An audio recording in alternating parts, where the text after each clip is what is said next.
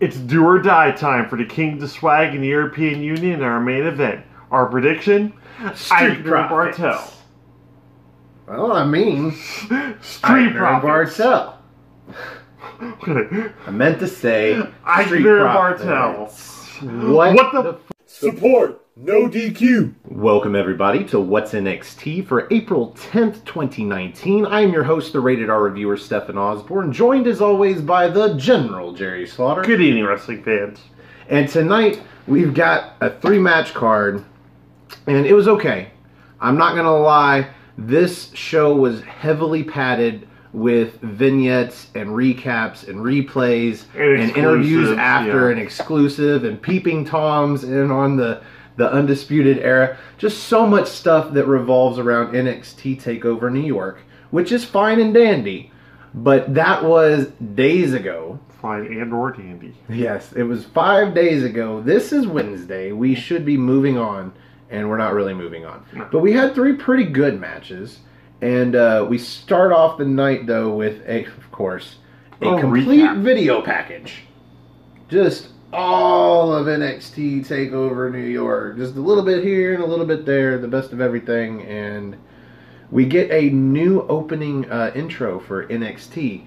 We were promised, I guess via Twitter or something like that, Slipknot is the new theme. Yeah, well, it's not. That's the band that does the theme. I can't remember what the song's called. What's it called? I'd have to look again. I did not write it down. I played it for you on Saturday with the initial video, the full-length video, and the full-length video is badass. But the part that they actually show for the main title here, it just doesn't fit. And I think I finally realized why it doesn't work for me.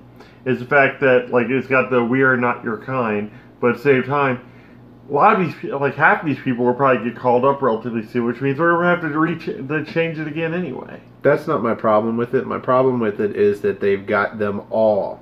Baby faces, heels, all of them. Doing choreographed moves saying, "We are not your kind." And it's so contrived. It's so artificial that it's very 90s sitcom. It completely turns me off. All of the footage from previous matches and vignettes and everything that they showed through this whole thing, it looked fine, but there was no graphics at all. It was all filters, and it was all just footage that had been edited.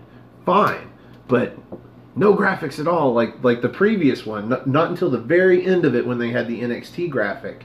I think they still have work to do here. They need to cut out the beginning. That just looks like something completely staged, and just go straight into the part of the song that you said you liked, that you were hoping that they were going to use. Go straight into that, to all of the cutaways, all of the crowd replays, reactions, and the big spots from matches, and all of that, with all of the people that are actually in NXT and haven't been called up, because I think I saw Ricochet in there. Ricochet and Aleister Black, yeah. So they probably shouldn't be in there anymore. But that is that. Let's move on to the first match of the night. It is a women's match. We were promised this, I believe, last week, with a not even backstage, an outside vignette. Yep. We've got Candice LeRae versus Aaliyah, who is coming out with Vanessa Bourne, and kind of an underwhelming match for a Candice LeRae match, but I'm not sure it was her fault. This is like the opening match, and you gotta figure Candice LeRae's been in the business about as long as Johnny Gargano has, if not even longer. So, and then you have Aaliyah, who's still relatively new. So, it wasn't going to be that great of a match. It was, I think, if anything, it was to showcase Aaliyah a little bit more, and this was barely even a showcase match. I won't say it was a squash, but it was very. It didn't have much to mention in it at all. Aaliyah with a lot of ground and pound and just heel stuff that just takes up time in a match, and not a lot of stuff that made her look really great. Stefan lost interest the second he saw Vanessa Bourne because she wasn't all hoed out tonight. She looks incredibly hot when she wrestles, and then she comes out and it was like, eh. She looked like she dropped her kid off to soccer. She looked like she had a loose shirt on that somebody shot a bunch of helium into and just puffed it out. Which is fine. She's still hot. Just Anyway, Candice LeRae, she comes back at the end of the match and she hit. Let's see, she hits a step up senton to Aaliyah's back. That looked cool.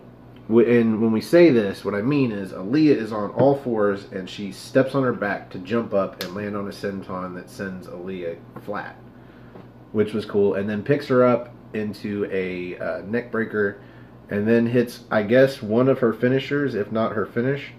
It's lion salt, a little bit miscalculated. She overshot it. Yeah, way overshot because Aaliyah wasn't even that close to the... She wasn't as close to the ropes as even Jericho requires a motherfucker to be. And Candice LeRae still overshot. Here I am, usually the Jericho mentioner, so like... Well, we are talking about a fucking lion salt. Yeah, well, the thing is with that is when he first started doing it, he actually would stand out in the ring and actually just had like a sack of laundry and he'd count how many steps he would actually need to pull off the move. This didn't look like it was, planned out in any way, shape, or form. It was just pray to God that she lands on her. And it looked messy. It really did. Well, she helps herself out by pulling Aaliyah. I think it was a joint effort, actually. I think Aaliyah might have scooted herself while Candice pulled on her to make it look like she landed square. Pretty much like, am I in the right spot? Because otherwise, she's got to move forward into the pin, and you completely let on that instead of landing belly to belly, she landed face to boob. Yeah. Basically. I'm just glad that the fact that she overshot would normally mean that she would not completely make the round and she would land on her neck and not on her, front. Boobs to face. Boob to face. Boobs to faces. That's a finisher I can get behind, unless we're talking Samoa Joe or Keith Lee. A salon man boob. Or Cassius Ohno. Oh, God, no. So, yeah, Candice LeRae with the win, which is not surprising. I bet you next week or in a couple of weeks we'll see her versus Vanessa Bourne, and she'll get the win again. I was about to say, or somebody else teams with Candice LeRae to face off against those two. I see her getting one-on-one with Vanessa Bourne, and then Aaliyah gets interferes. She gets the win via disqualification, or maybe she gets pinned off the interference, but either way, now she's got to find a partner. Or... And this scenario that we haven't discussed yet either, she could very well be the next opponent for Shayna Baszler. They could be building towards that if she takes out both these two. Yeah, but I think we got probably 4 months before the next takeover. It doesn't Because I don't think Money in the Bank is going to be a takeover pay-per-view anymore. No, it's not. So we're waiting until SummerSlam. I had to check. August. I had to check the schedule for the Armbar Radio thing that I did last night. So yeah, there's no take. I think there's one in San Jose, but I'm just not sure what's before. Huh. So, our uninformed asses are going to move on. That's all main brand shit. That's Takeover, man. We've got even then, it's like the takeovers are usually per name brand. All right. So we've got a video recap of Matt Riddle versus Velveteen Dream for the North American Championship. Show stealer. Great recap as always.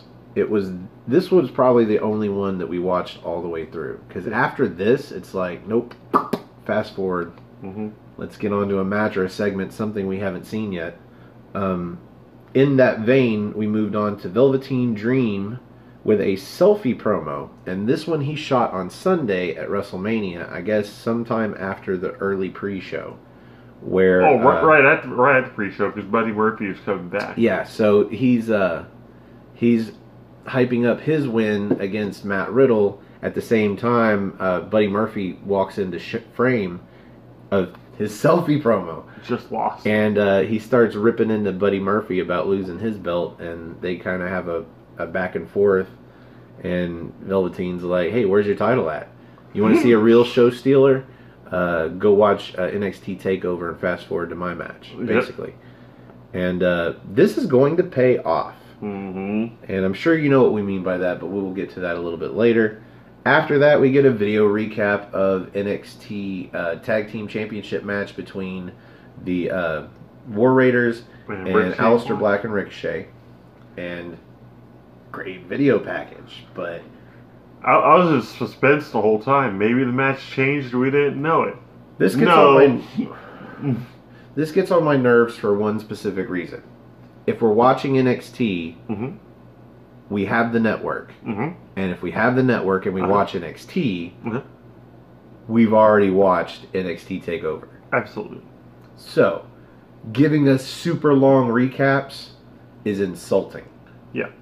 Basically, you're saying we don't have enough show to fill, so let's just recap the fuck out of you. And they do. All 5 matches. Mm-hmm. And we'll tell you when they are, but this is the last time I'm going to comment on them. Do you have any notes or comments on all of these before we just like mention them and move on? Stop. Stop. Stop. Stop it. Stop it. Stop it.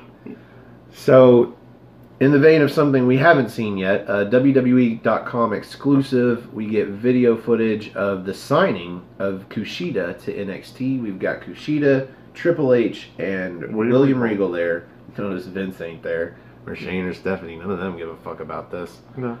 Any notes here? Well, the thing is, we had seen Kushida sign, but we didn't hear Triple H or William Regal talk before. All we saw was just him put the pen to paper. This was a little more long-winded. It was Triple H talking about how proud he is of this signing.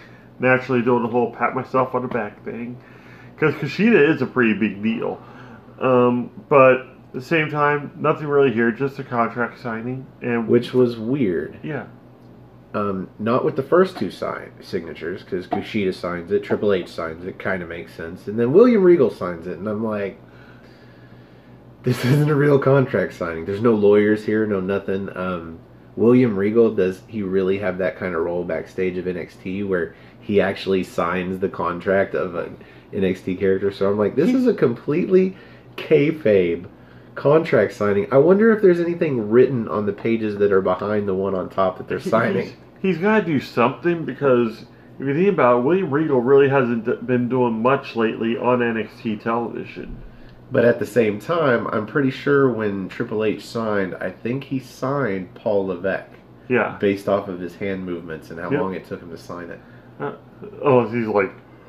William Regal took forever to sign. You know his handwriting's probably amazing. It's like calligraphy. You might as well just pull out a pen with a feather on it. I'd be surprised if he's got really bad penmanship for his signature, because it took him a minute. Yeah. So, we have another match, folks. And it's a doozy. 2nd of 3. Danny Burch with Oney Lorcan versus Jackson Riker with the Forgotten Sons, Steve Cutler and Wesley Blake out there with them. Nailed them all. Oh, they're written down, sir. They're written down. They are written down, sir. I remembered them to write them down even before they announced. Well, they didn't. Kayla Braxton couldn't remember their names. She said Riker was representing and accompanied by the Forgotten Sons. Yes. She didn't even say their names. I've already gotten them written down by that point. I'm just making room for them because it's a lot of names to write down. Well, on all fairness, you were just kind of starting Kayla Braxton anyway. Hey, she's got another orange dress on. Love the orange dresses. Keep it up, Kayla. I noticed she had an orange suit on when she did the interviews on SmackDown. I think her favorite color is the same as mine. Anyway, this was a really good match. It was very physical. Not top notch, not great. Very physical, yes. Yes. You pretty much, like, right out the box, you had Danny Burch nailing that signature sick headbutt of his right on Jackson Riker. First, I think he went for a clothesline, and then right up into the corner, then headbutt right into it. And like, not nearly a pinfall, like maybe like a 1.5, but still. Did he go for a near fall? Yeah, 1 count. Yeah, he got one. He got one and a half. Hey, maybe. Man, if you don't go for a pinfall after a sick headbutt like that, you don't deserve to be in the ring. You're a fool. You're a fool, a damn fool. But I mean, it is against Jackson Riker, and this dude looks jacked. Oh, he always does, but at the same time, now with this like bushy beard and the crazy Manson eyes, he's looking more menacing. Dude looks jacked. Yeah. So at some point here, Cutler tries to interfere on this match, and Burch knocks him off the apron, right? So then Blake tries to interfere. He runs from the other side. So he runs into the ring, runs at Burch, and Burch dodges him and throws him out onto the apron through the middle rope. And then Lorcan gets into the ring and runs across it and does a cross body onto Blake on the apron, off of the apron, onto Cutler, who's on the outside of the. It was a crazy high spot for such a like, you know. It was great. I don't know if I've ever seen that before. No, it was insane to watch, and it was great tag team action in a singles match. I can't believe this was my favorite tag team match of the show, considering the main event. Well, it wasn't even a tag match, but it was just a tag maneuver that was pretty awesome. I think I like the. Oh, yeah, because this wasn't a tag match. No, it wasn't. I'm an idiot. So, it seems like it, because we've got the tag teams involved. Yeah. Even though Cutler and Blake are not actually in the... anyway. So, but we're probably going to see a tag match out come on. That's worth editing out, but I won't do it. I refuse. So, Birch ends up reversing Riker. He's got him up in a fireman's carry, so when he goes to do something, Birch lands and then rolls him up. Yeah. And it's not real fluid or anything like that, but just rolls him up, fruit roll up, and gets a near fall. But off of that, they get back up, and Riker hits him with a Polish hammer to the chest, knocks him down, hammer. And then picks him up and puts him into what we now know is officially named the Widowmaker. The Widowmaker. That is the sit-out choke bomb that is awesome looking, and he does so well, so much better than that slingshot power bomb. Which, you want to hear a little bit of the fact that I just remembered a little bit ago? The Widowmaker was Sean O'Hare's finisher for the longest time, which was Velveteen Dream's Driver for the longest time. Sean O'Hare did that move before he did the Swanton. The Shanton. The Shanton bomb. Rest in peace, Sean. Rest in peace, Sean, man. You deserve so much better. Oh, God. Oh, if he'd have gotten picked up by WWF before they bought WCW instead of WCW snatching him up, like... Well, he was one of the people from the power plant, too, so... Well, the problem is, he was a WCW guy through and through, so he was going to get buried until he got buried into oblivion. Yeah.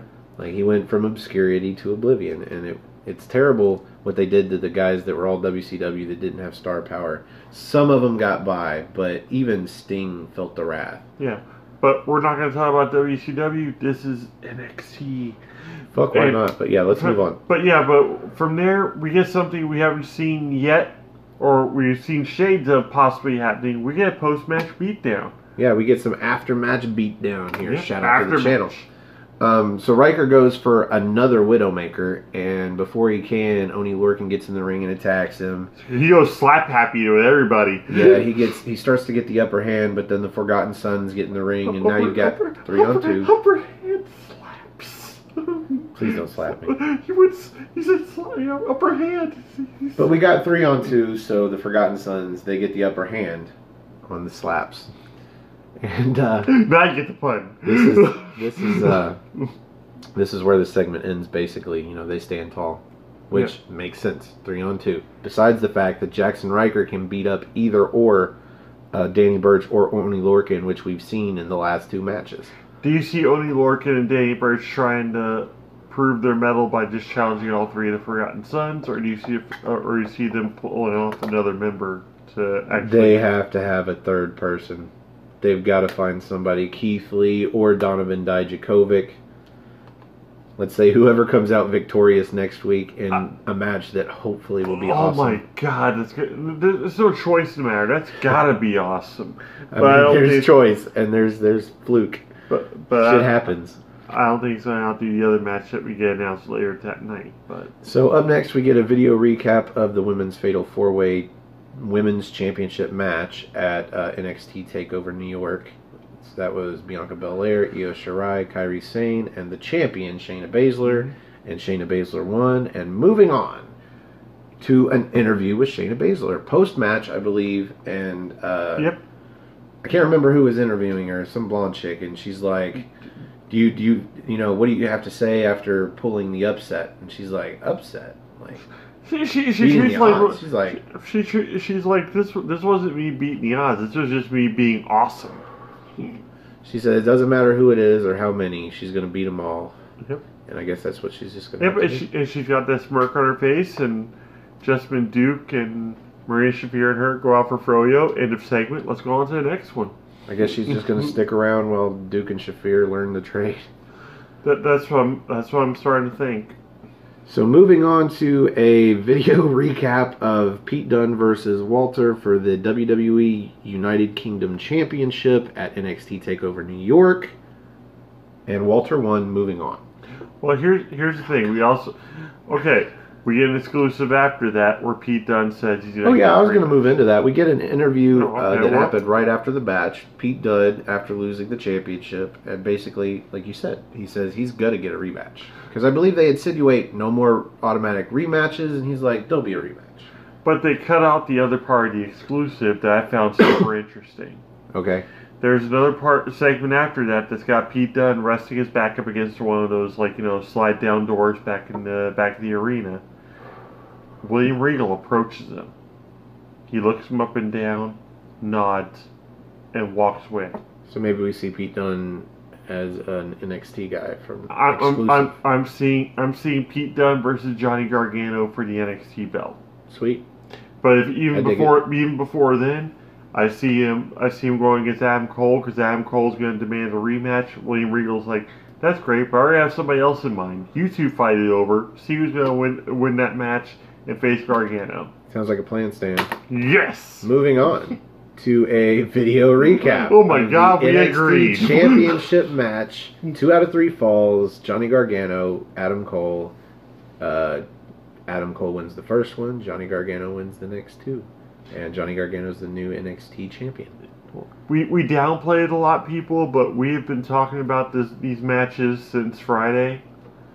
So there's plenty of situations where we're almost not really even tired of talking about it, but if we haven't embedded in your head that this was way fucking better than WrestleMania. Which, he didn't watch it. I watched all of it. I enjoyed WrestleMania. I gave it an A-. I thought it was really good. For 7 hours and 22 minutes, it was really good. And I didn't do great on my predictions, but the top 3, the 3 baby faces in the championship matches, Kofi Kingston, Becky Lynch, and Seth Rollins, I picked all 3, and people told me I was stupid. We weren't going to get all 3 moments. And I'm like, God damn it. They promised us change. They said we were the authority and they were going to give us what we want. And I knew WrestleMania was where they were going to do it in the biggest ways they could and still get away with it. I mean, you still had some heel victories. You had Shane McMahon beat The Miz. You had shit like that, but all 3 of the big ones won. I was very happy with WrestleMania. I give NXT TakeOver at least an A, if not an A+. So still better than WrestleMania, obviously because it was so much shorter. But I really like WrestleMania. The amount of quality that you got in 3 hours versus 7.5, though. I think if WrestleMania had been like 2 hours shorter, I probably would have given it an A. Probably. At least an A, if not an A+. If anything, we depending found on what matches they took out. If anything, we have found our videos are better or do better when they're shorter. When they're shorter.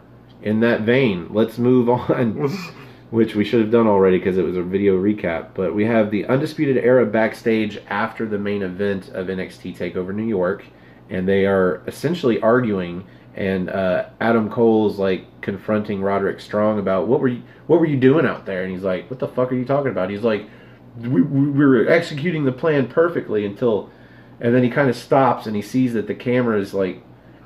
eavesdropping. Yeah. Surveilling. Surveilling the area, yes. Yes. Just kind of hanging out, like, having hey, a donut. get the fuck out of here without the F-bomb, of course. Because they don't do that. We do. I think it would have been great if they actually had said it, bleeped it out, because they had plenty of time to edit it. So the last filler moment of the night, we get a announcement for a match next week. As we said earlier, the payoff is here. Velveteen Dream versus Buddy Murphy next week. The former king of the pre-show. So, shout out to Noah Foster, the simple man. Champion. NoDQ.com/Noah, Noah. That's how you can find him. Finally, we are on to the main event. Mm-hmm. The Street Profits, that's Montez Ford and Angelo Dawkins, versus Fabian Eichner and Marcel Bartel, one of our favorite tag teams. Both of our favorite tag teams, actually. Yeah. Eichner and Bartel for UK. Eichner and Bartel for UK. Street Profits for NXT. I don't know. I kind of tied Eichner and Bartel in UK with the tag team champions, Drake and Gibson. Yeah. But well, I was about to say, like, at this point, though, I get kind of sick of Drake and Gibson because so many people are chanting and everything. they don't have as many cool tag team moves. No, they don't. Eichner and Bartel have gone to town with figuring out cool tag team moves. They take their normal moves and mash them together, and it's just sweet. It's like watching like two really awesome robots Like we didn't get turn into one giant robot. we didn't get the lawn dart off the top rope into the Which is surprising because vertical Montez suplex. Ford has such an awesome leap and such an awesome vertical that even if you like pulled the frog splash off of that and like Eichner caught him, how sick would that look if you actually caught him mid frog splash? Well, we did get the spine buster into the soccer kick. We got the double basement drop kick. They are just so good as a tag team. Oh, don't forget the flipping slam from Bartel. Oh, I'm going to get to all of it. I've got several notes Oh, here. But before I get into my... Oh, and I forgot to underline the winners there. Before I break down the high spots, what did you think about the main event, Jerry? I was already psyched for it. Well, yeah, because like we have two of our favorite teams going at it, and like we said in the opening, it's do or die, okay? Because both these teams were pretty much on losing streaks at this point. Absolutely. And one of them needed the W, and it was in front of a 16,000 seat arena that was just jam packed. So this was them. This was their spotlight moment. So Eichner and Bartel, just awesome to watch in the ring. There's one spot that didn't happen in the match that I was hoping to God would, especially since Eichner and Bartel are so against comedy and stuff in the ring. That one, Angelo Dawkins and Marcel Bartel to be in the ring, and for Dawkins to maybe extend out his hand or something, just welcome into America or some shit. Oh, yeah. And Bartel look down, do his 9, but then have Angelo Dawkins, just kind of do this, and just smack him across the face and have Montez Ford just fall over the ropes laughing like he normally would. Yeah, on the ride to get food after work, he assured me this was going to happen during the match. And I'm like, yeah, that'd be fun. But no, we didn't see it. There's nobody there that creative, obviously. You'd have to be in my creative mind, and nobody really is. But at the same time, it's not too often that you see a babyface extend a handshake for a heel. In fact, the last time I checked, the Street Profits were on their way to a heel turn anyway. I think they saw that wasn't going to work. They were trying to make them a little more intense, and the fans really didn't react well to it. The Street Profits are a face team. Simple as that. They're supposed to be what Crime Time should have been, I'm thinking.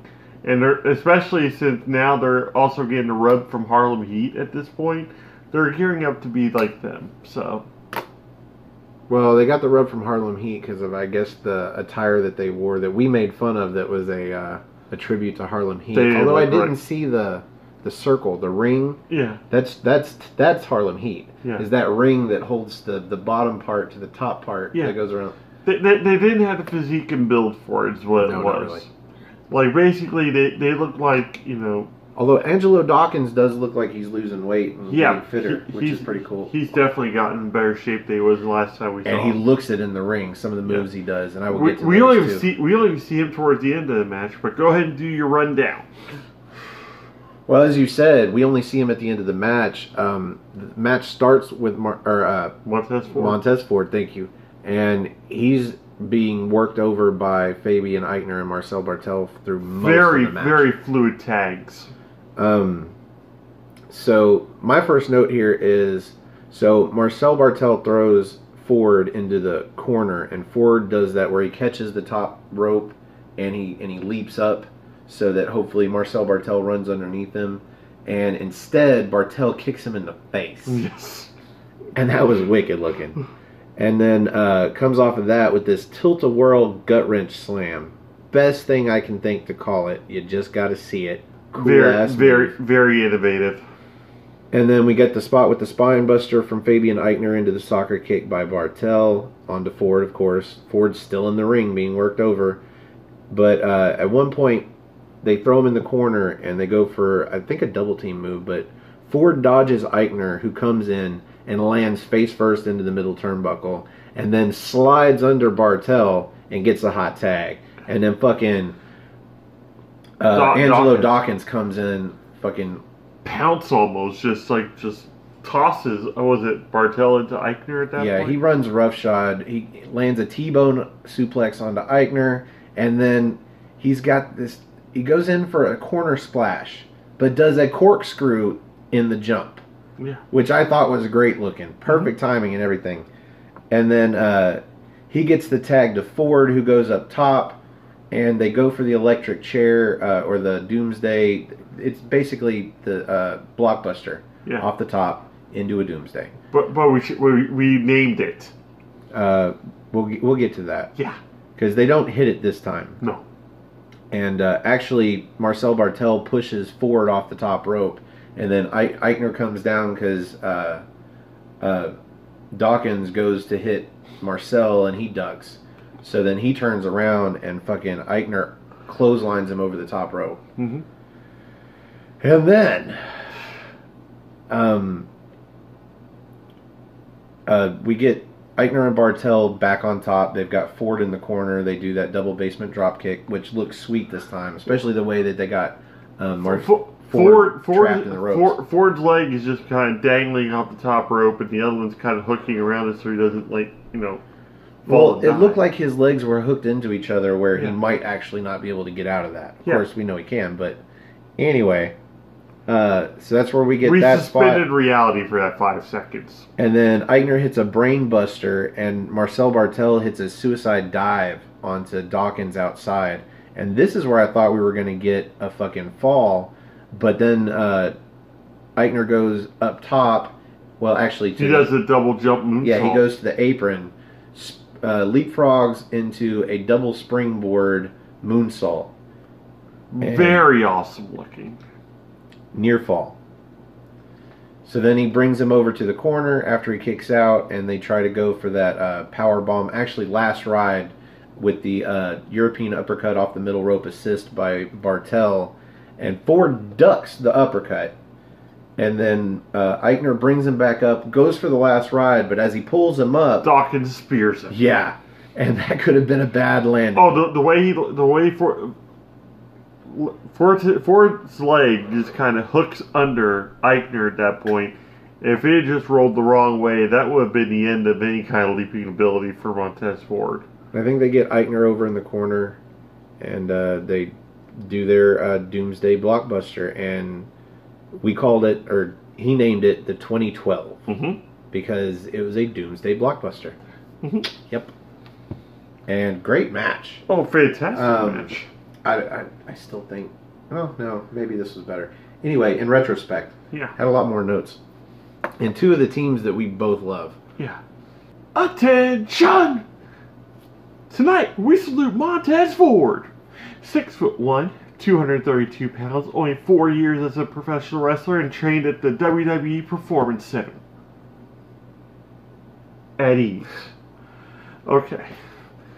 Yeah, so tonight we saw the Street Profits versus Eichner and Bartel. Yeah. And Montez Ford probably wasn't at his best in this match. But good lord, man. But previous matches, he carries that team as far as excitement level goes. His vertical leap from his track star days is second to none. 62 inches right there, just no problem at all. He gets more height than anybody else I've ever seen. His frog splash alone gets higher than RVD at Burning Man. That's how high his frog splash his gets. Vertical leap, as you can see most of this. This says box jump. So he's got a 5'2" standing box jump, and that's what you're seeing here. Yeah. And that's pretty high. That's almost as tall as I am. And the blockbuster finisher nowadays added to his repertoire with Angelo Dawkins. Yeah, that's a he tall spot to jump to. He suspends just in air. I'm pretty sure he's higher than any steel cage that you'll actually put in front of him at that point. So, just a fantastic team. He's already got like star potential written all over him naturally. He's got the comedic element down, but he's no joke in a ring in any way, shape, or form. Well, he jumps over the top rope like Ricochet does while running. Yes. But just a standing jump.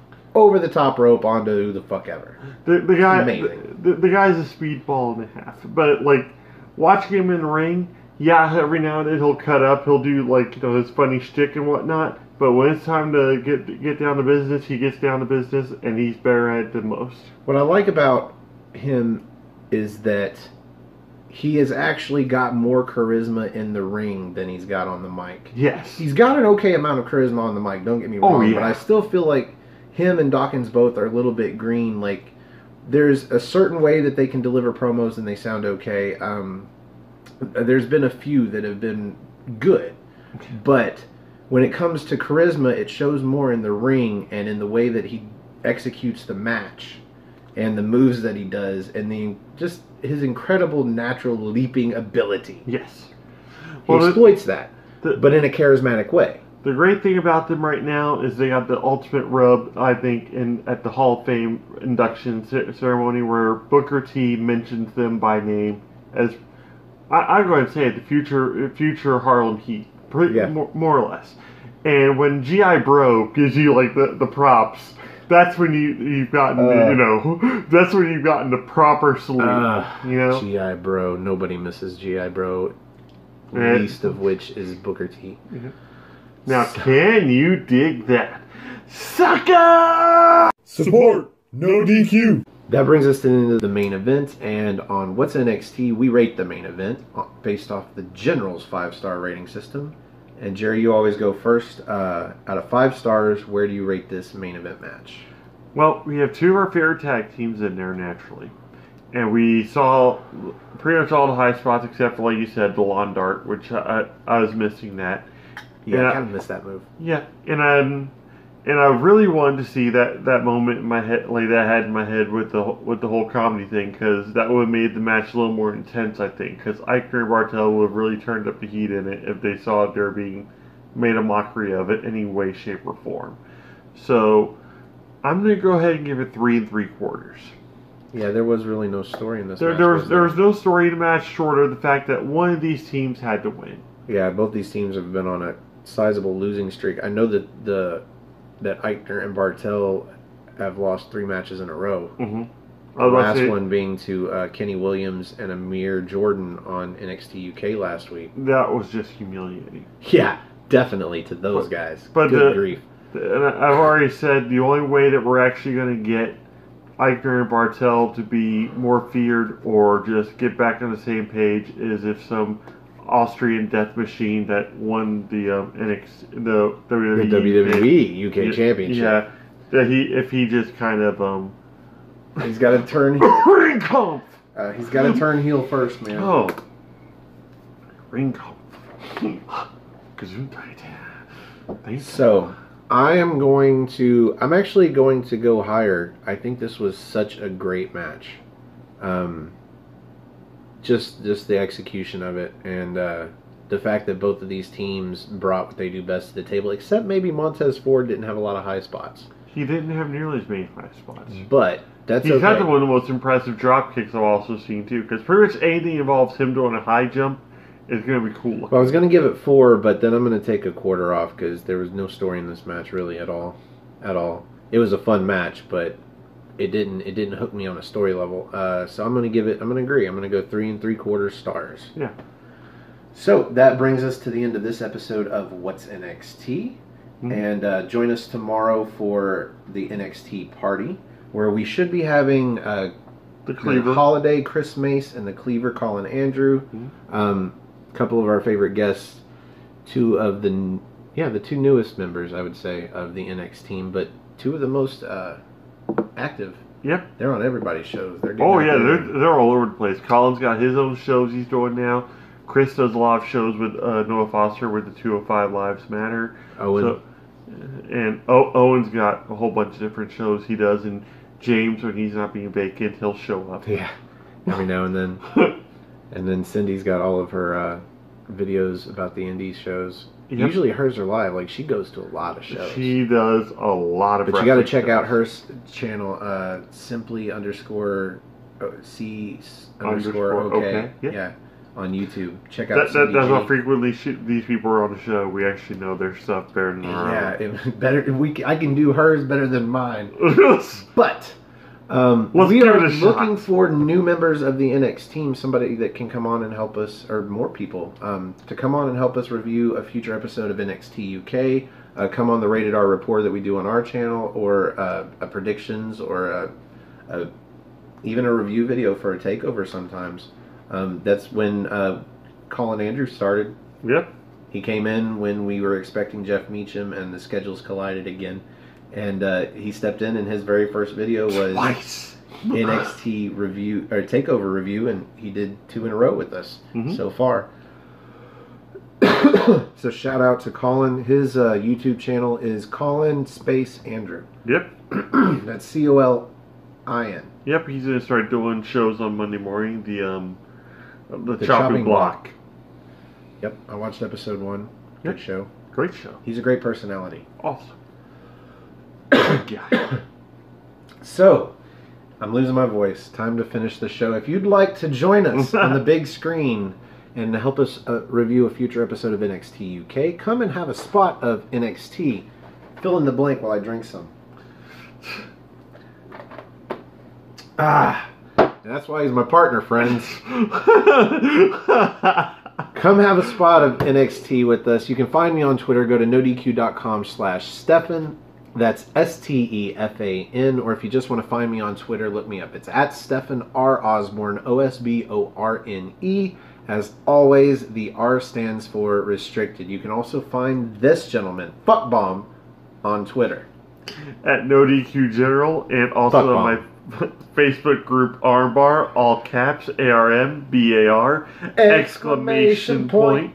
Lately, I've been doing a lot more Armbar Radio with a whole bunch of fantasy booking and just talking random shit. Yeah, sometimes people listen. One last night about John Moxley. What should he do next? Yes. I believe you've got that recorded. It's still on Armbar, isn't it? Yeah, I pretty much anything I do on Armbar Radio, I'm going to go ahead and post. And then also, I had started a chat the other day. I'm pretty sure I deleted it or whatever.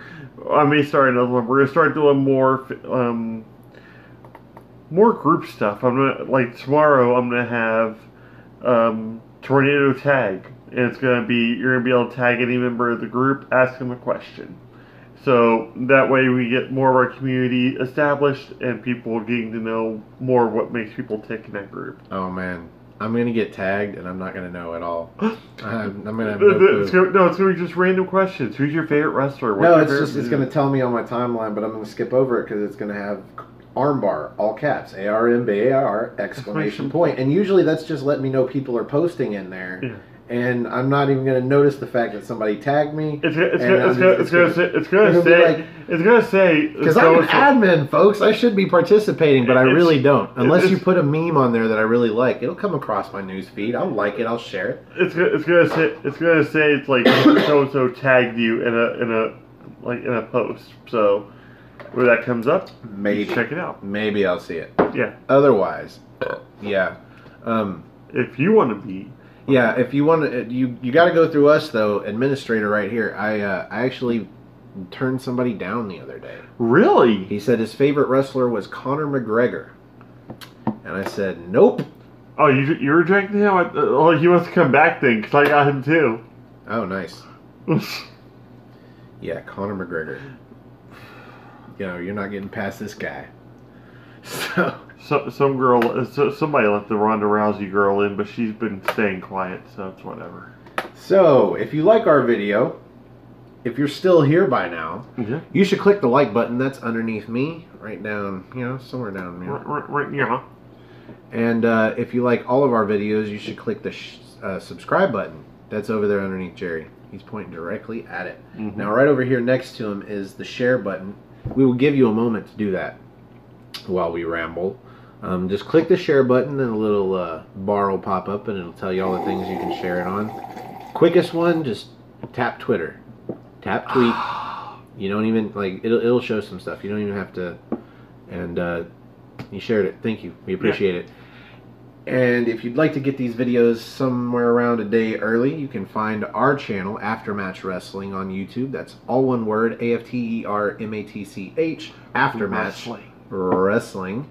And we are on our way to 100 subscribers. I think we're at 71 now. 71. So 29 away, and we will start doing this show, What's NXT Live, and you'll get all of the great outtakes that I can't edit because it's live. It won't be outtakes anymore. It'll just be takes. We are going to have to step up our game, but we still got 29 subscribers to go. Take your time. Please come subscribe. If you subscribe, click the bell button that's down there. That's because these videos go live at very weird hours. So if you actually want to see it, the bell button's a good idea. If you don't like the notifications that your phone sends you, then I understand that. But if you don't mind them, then your phone will actually tell you when the videos can be watched. Yeah. So if you've got insomnia and you're up at fucking 3 in the morning on the East Coast, and you're looking for something to watch on your YouTube, we got you covered. Pop right up. So, thank you for joining us. Any other news? That it? All right. For the General Jerry Slaughter, I am the Wizard of No DQ, Stephen Osborne, and we will see you in NXT time.